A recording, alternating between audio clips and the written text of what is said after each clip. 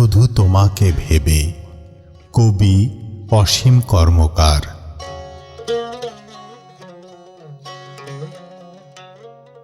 অনেক মানুষের ভিড়ে দাঁড়িয়েও আজকাল আমি একজনের মুখই খুঁজি, যেন সমস্ত পৃথিবীর আলো গোপনে এসে জমা হয়েছে তোমার চোখের কাছে। সারাদিন যত কথা বলি তবু তার অর্ধেকও বলা হয় না।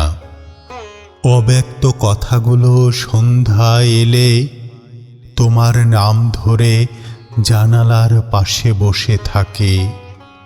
আমি জানি না ভালোবাসার সংজ্ঞা কি, শুধু এতটুকু জানি তুমি ভালো আছো শুনলে আমার ভেতর অস্থির পাখিটা শান্ত হয়ে যায়। সন্ধ্যা নামে ধীরে ধীরে আকাশের গায়ের নরম অন্ধকারের চাদর পরে। পাখিরা ফিরে যায় তাদের আপন ঠিকানায়, আর আমার সমস্ত পথ এসে থামে তোমার দুয়ারে।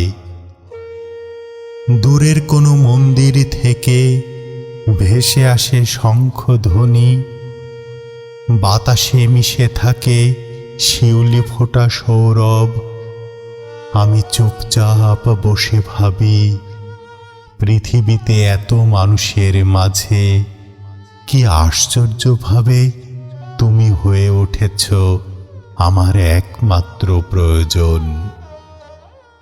যদি কোনো দিন দেখা নাও হয় তবুও সন্ধ্যাগুলো সাক্ষী থাকবে।